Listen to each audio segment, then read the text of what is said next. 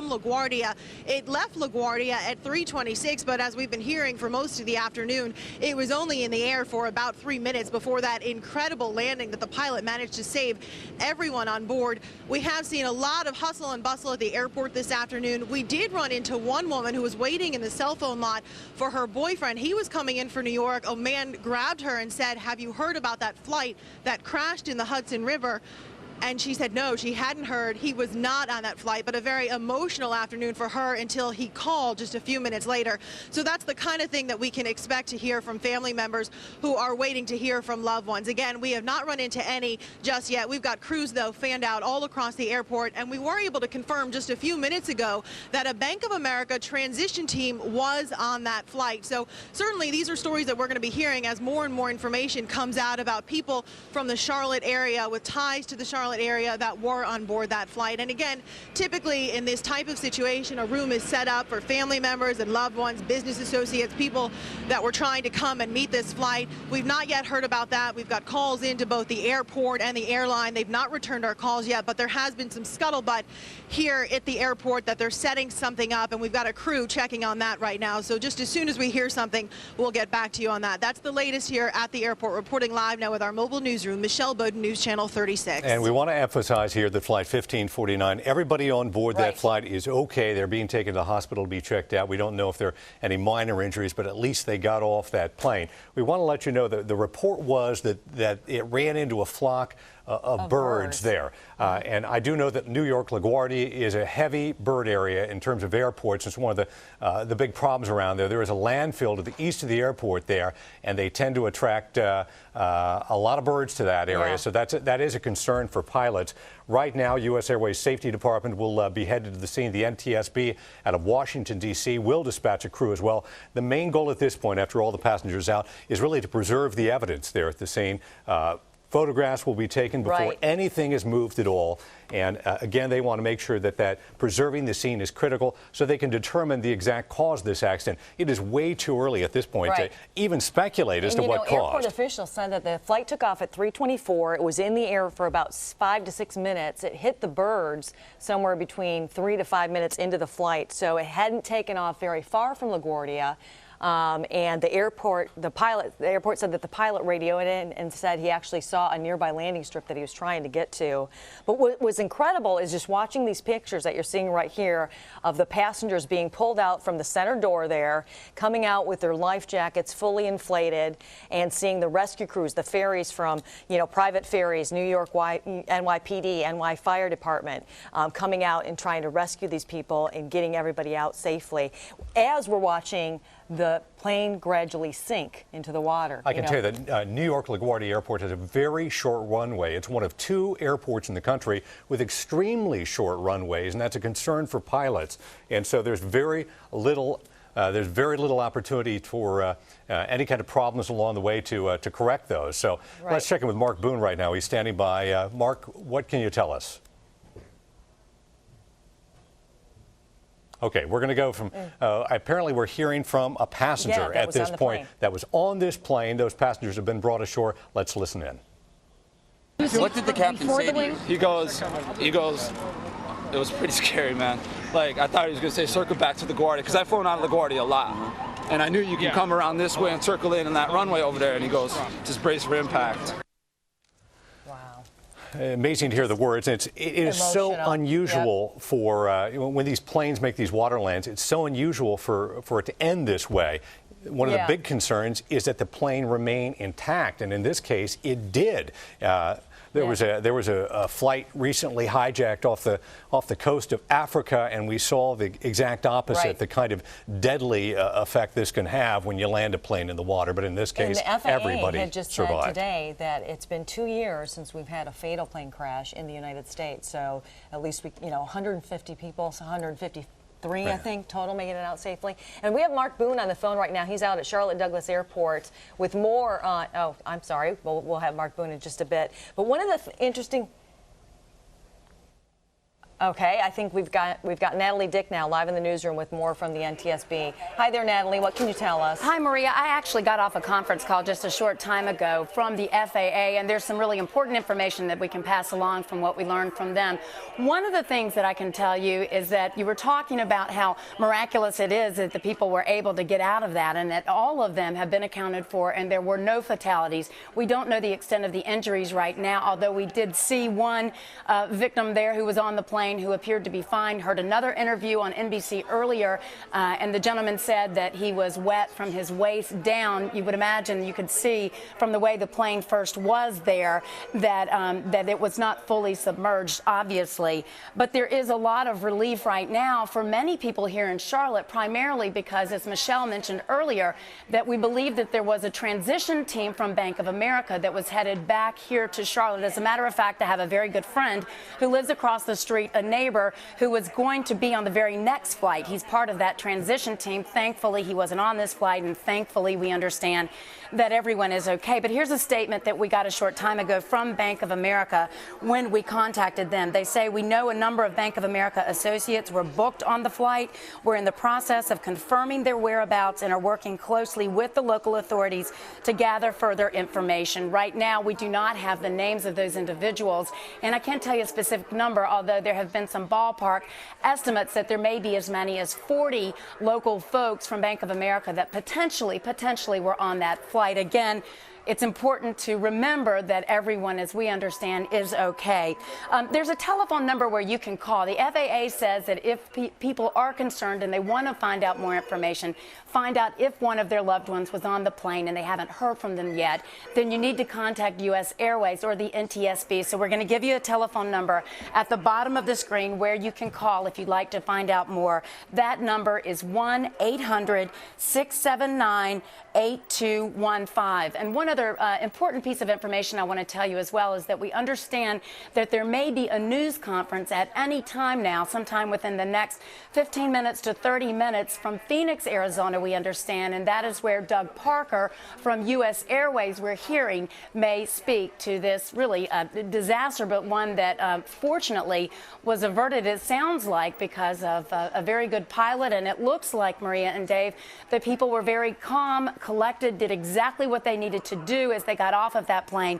In fact, one of the victims said that they got their vest on, they got into the life rafts, they had the men go after the women and children, and then calmly but very quickly got out of there and got out to safety. Back to you. All right. Yeah, thanks, Neil. In the meantime, we are going to listen in here. A U.S. Airways news conference taking place right now. Statement. He's getting ready to head off to New York to be with those that were affected by this and to get there. So he won't have time for questions, but I can afterwards help give you some additional information or guide you to the right resources for that afterwards. So, Doug. Thank you all for joining us so quickly. I can confirm U.S. Airways Flight 1549 was involved in an accident. The Airbus A320 was en route to Charlotte from LaGuardia. It had 150 passengers on board. The flight was operated with a crew of 2 pilots and 3 flight attendants. U.S. Airways is confirming passenger and crew names and will issue those as soon as possible. At this point, no additional details can be confirmed. Our preliminary report is that everyone is off the plane and accounted for. We've activated our U.S. Airways care team of specially trained employee volunteers to assist those affected by this accident. Individuals who believe they may have family members on board Flight 1549 may call U.S. Airways at 1-800-679-8215 within the United States. The number can be reached toll-free from international locations through AT&T's USA Direct. To contact an AT&T operator, please visit www.usa.att.com/traveler for USA Direct access codes. Others are asked please not to call this number so the lines can be kept available for those who truly need them. It's premature to speculate about the cause of this accident. Out of respect for those affected, we would ask that you also resist the temptation to speculate. The National Transportation Safety Board will conduct a thorough investigation to determine the probable cause with our complete support and the support of many others. Further, we are working with and will continue to cooperate fully with the NTSB, local, state, and national authorities, and answers will emerge during the course of that investigation. Right now, we're working to care for those who have been touched by this accident. Members of our airline family will come together with these families to help however we can. I'm on my way to New York shortly. In closing, safety has been, and forever will be our foremost priority at U.S. Airways. All of us at U.S. Airways are committed to determining the cause of this event and to assisting in every way possible in preventing a similar occurrence. U.S. Airways will continue to release information as it becomes available. Please monitor usairways.com for the latest information. Thank you.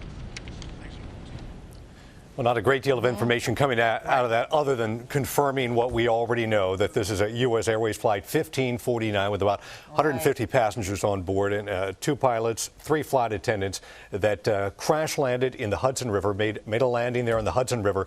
And this was right around 3:26, shortly after takeoff from LaGuardia. The jet was still climbing at the time. Both engines, at least report out that both engines were disabled. But at this point, it's very difficult to tell. As Doug Parker, the CEO of U.S. Airways, mentioned, it's still too early to tell. The NTSB will get on scene there. The U.S. Airways Safety Department will also be on scene there. They'll figure that out. That'll take some time. And some of the most incredible pictures to see was when the rescue teams came out on the ferries, and it looked like they were standing in shallow water. What they were really doing is they were standing on the wings of the plane trying to get to the people, and then you saw some of the passengers getting off fully inflated life vests. And for anybody who's ever taken a flight, you listen to that report in the beginning about what to do if anything happens, and there they came off with the life jackets fully inflated, and you saw the look on that one woman's face. I don't know if this video is coming up at all, but she puts a big smile, a huge relief that she got out safely, gave them the big thumbs up, and then the rest of them came coming out afterwards. And they actually opened the front door first and then the middle door second, and just put those ferries right up to it, so it looks like they didn't even and those look like they were inflated right from the plane. So I don't know exactly how it works, but it was lickety-split time. Yeah, and in case you're wondering, the water in the Hudson River is very cold right now. Brad Panovich, our chief meteorologist, says it's about 32 degrees there, so extremely cold. And there's obviously the concern of hypothermia in addition to any kind of injuries as the result of the impact there. Let's check in with Stuart Watson. He's in our newsroom with some additional information for us. Stuart. That's right. Wanted to go back to that photo that you just saw and tell you a little bit about how it came about and where we found it. This is a photo that's pretty obviously taken from a cell phone camera. We found it on Twitter. If you're familiar with Twitter, it's a way of breaking news information from all over the world. During the Mumbai attacks, some of the first information we got was on Twitter. This is a man named Janice Crumbs who took this photo. He's from Sarasota, Florida. He was on the ferry that pulled up to rescue some of these passengers bound for Charlotte. He took this photo. It was on Twitter within moments of him taking it, and people all over the world were able to see it. We posted updates, some of the first in the Southeast, on this flight bound from Charlotte. If you want to follow us on Twitter, you can find us on WCNC Alert. That's breaking news alerts on Twitter. Also finding on the web, you're going to hear a lot more about aircraft strikes of wildlife, specifically birds. The FAA has spent a good bit of time studying this. We've printed out one of their reports. This is entitled Wildlife Strikes to Civilian Aircraft in the United States.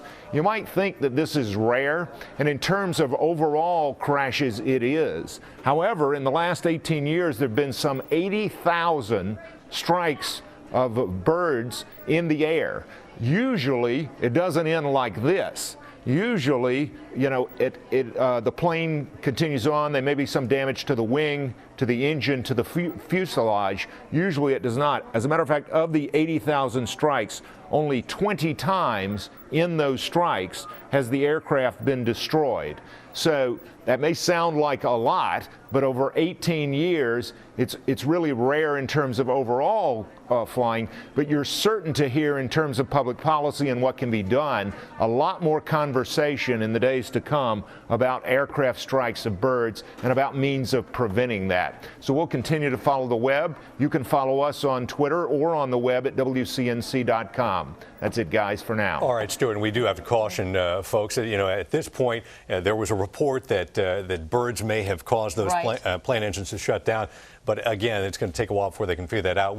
Stuart talked about the frequency of these birds and the problem with birds. It was back in 2004, a U.S. Airways jet struck a bird after landing at Pittsburgh International Airport, caused problems on the runway there, and that Boeing 737 was carrying 92 passengers from Charlotte. Nobody was injured in that case at all. But again, this is happens from time to time, and it is concern for pilots. And as I mentioned before, LaGuardia is a place that has a lot of problem with birds because there's a landfill near the airport there, and a lot of birds are flying around. So that's obviously a concern. And when this happened at about 3:20 this afternoon, Chief Meteorologist Brad Panovich was in the newsroom and immediately checked the temperature of both the air and the water, just knowing that that was going to be key in the rescues.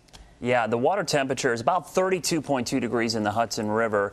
And you're wondering, well, how could it be at 32.2? Wouldn't it be freezing? Well, you got to remember this part of the Hudson, let me show you the map, is very close to the Atlantic Ocean. You have a flowing river, which keeps it ice-free for at least a period of time. But as we heard on the NBC coverage, the water mixes with some of the salt water from the ocean. You get a brackish water, so salt water tends to freeze at a much lower temperature. But the aircraft took off roughly right here. That's LaGuardia. Was trying to go across the river over to Teterboro, which is a small airport near Giants Stadium. As it came back to the south, the air temperature is only 21 degrees. So once those folks got into the water, which was 32 degrees, it only takes about 5 minutes at that temperature for folks to get hypothermia. And again, hypothermia, when the body temperature drops about 95 degrees, remember, normally you're about 98.6, that's when you start to feel the effects of hypothermia. But with 32-degree water temperature, 21-degree air temperature, and only a 10-degree wind chill, it was really important to get those folks out of the water as quickly as possible. And also another note, they were very lucky as well. That path right over the Hudson Tunnel there is also the path of 3 ferry lines. So the 3 ferry lines were crisscrossing from Hoboken, New Jersey, back to New York. So they were right in the path of those ferries, which was also very lucky. Dave? All right, Brad, thanks. We want to talk to Captain Jay Joseph. He is a retired U.S. Airways captain. He was based in Charlotte for 20 years. He's now a consultant. He was also an instructor for this Airbus 320, which is the plane involved in this. Are you able to hear us there, Captain Joseph? Yes, Dave, I got you loud and clear. Go ahead. Okay. Well, let me just ask you, as you're watching the pictures here, what is going through your mind as you watch the video from the Hudson River in New York? Well, Dave, the video I saw earlier, it's obviously recovery efforts underway. I think it's with the condition of the aircraft in the water, and that the fact that they have the number of survivors that they had on board is a real credit to the crew and their training. Otherwise, I can guarantee the outcome would not have been nearly as good as it is right now. And Captain Joseph, if you can tell us, being a former pilot, we heard these initial reports that the plane actually hit a flock of birds or a couple of birds. How common is that, and is there anything that you can do to train for that? I mean, it seems fairly common because we've done stories on it before.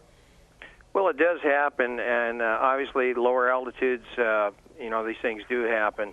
For jet engine aircraft, more specifically, the ingestion of birds can be catastrophic to the power plants. And that may very well have been the case. Again, I want to caution everybody very early at this stage of the investigation, but he's speculating to the cause of things. Although there is a report that the captain or the co-pilot had made a transmission indicated that they did have a problem with birds. LaGuardia does have a bird problem. There's no question about that. Any of the airports located near the water have this. There's a landfill not too far to the east, I believe, of the airport that birds seem to congregate there, but it's one of those things that does happen, and it is trained for. Let's talk about, if we can, Captain, about what's taking place. Obviously now the passengers are off that plane. What happens to the scene there? Who comes in? Who investigates? Well, obviously the preservation of life and limb is first and foremost, so the recovery efforts to get the folks off the aircraft and medical attention to everybody. That will be the priority. Then subsequent to that, the NTSB will, of course, launch their crash team, and they'll be on the scene. Preservation of the wreckage itself, much like crime scene preservation, will be a paramount emphasis, so that they can get to the resolve the issues of why the accident actually occurred.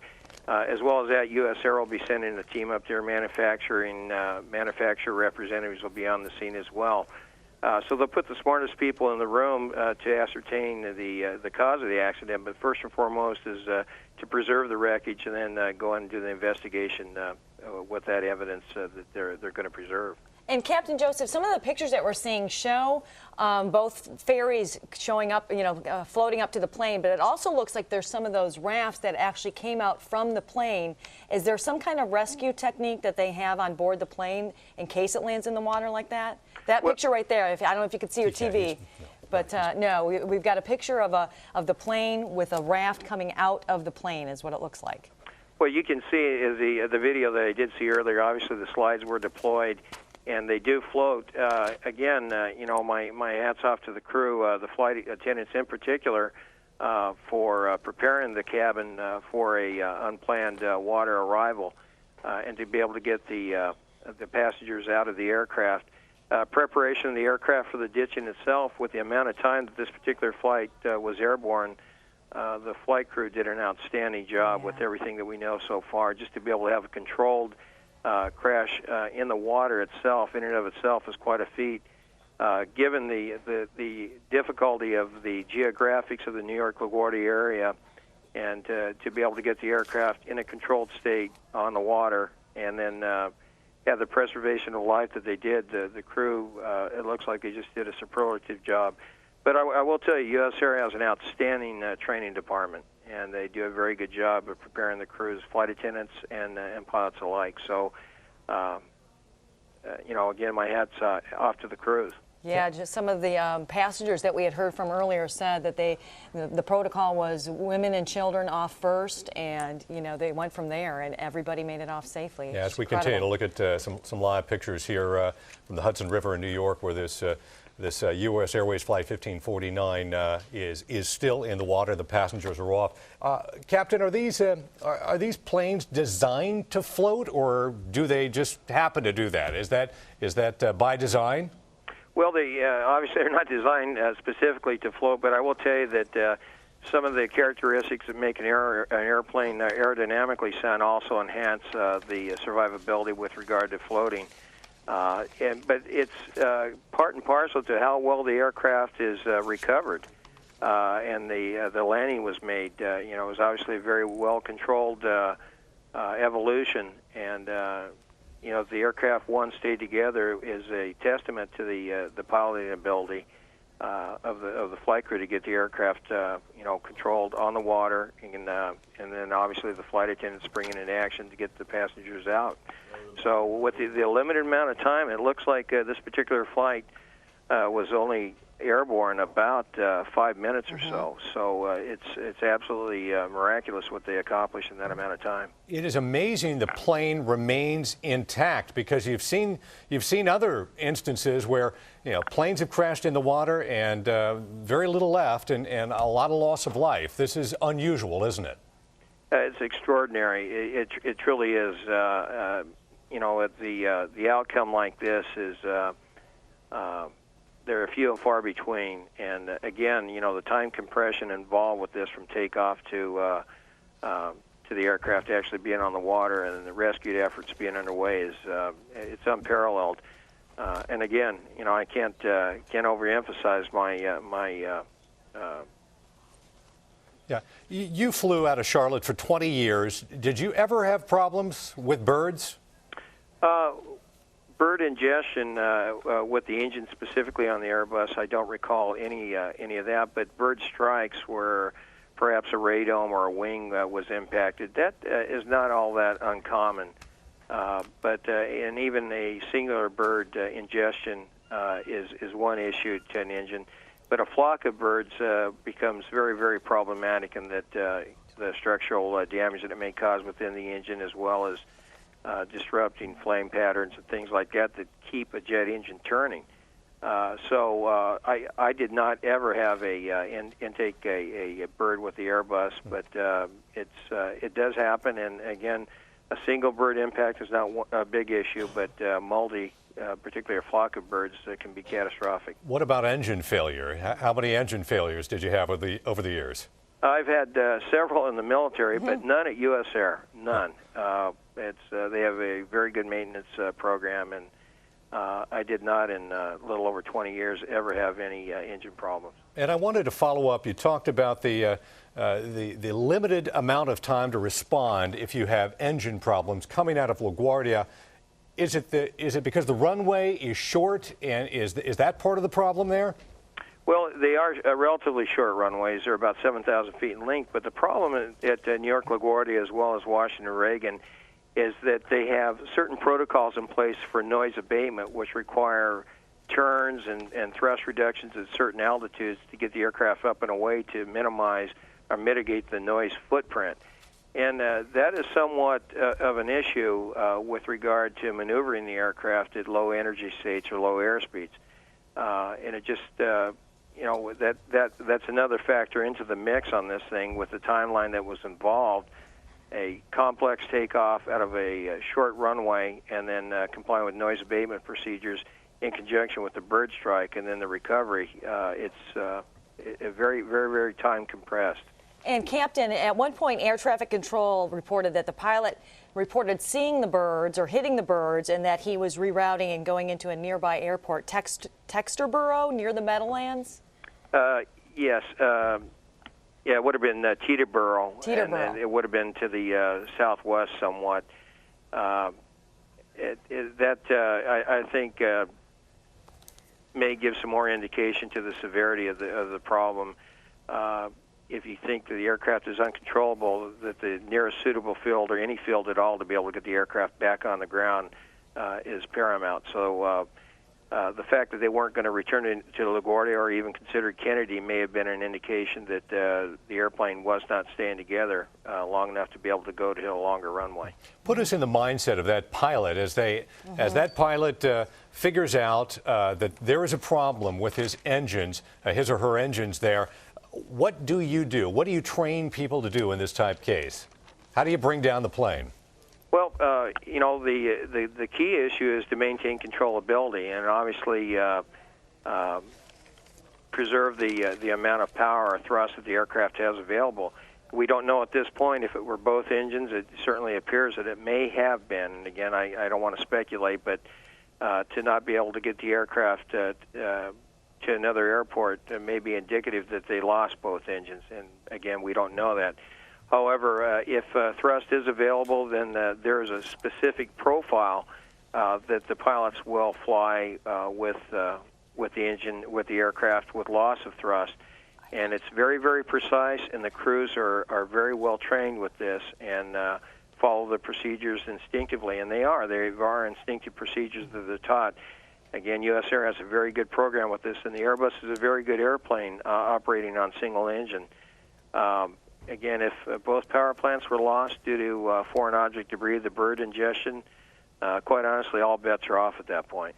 And Captain Joseph, what happens next? As soon as something like that happens, where you lose control of the engines or you fly into some birds, do you immediately tell the flight attendants? Do they take care of the passengers, or do you go over and say it over the loudspeaker of what's happening? How do you handle that?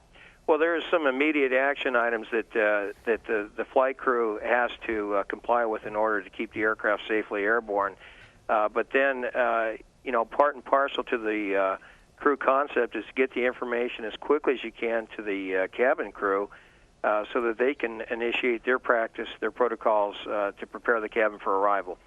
So at some point, subsequent to the immediate action items, I'm sure that the flight crew of the cockpit crew notified the cabin crew and reiterated the circumstances, how much time they had left, what the source of the emergency was, and special instructions they might want to take to prepare the cabin for arrival. Just finally want to ask you, what is the safest seat for a passenger in a plane?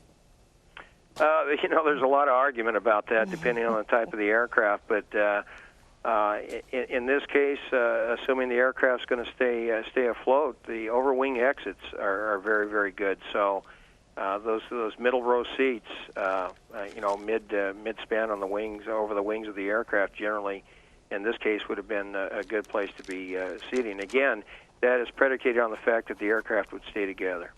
Yeah, and in this case, it did, which is just highly unusual and wonderful to see. Boy, we appreciate your expertise being with us, and we hope to talk to you again a little bit later in our newscast here. That's Captain J.F. Joseph, a retired U.S. Airways captain, now part of a consulting firm, has his own consulting firm. He actually has taught people how to fly these particular aircraft, so a real expert, and we appreciate you. I know you've been in Charlotte for 20 years when you were flying planes, and we appreciate you being with us. Thanks very much. Very good, and speak to you soon. All right, take care. Thank you so much. Bye-bye.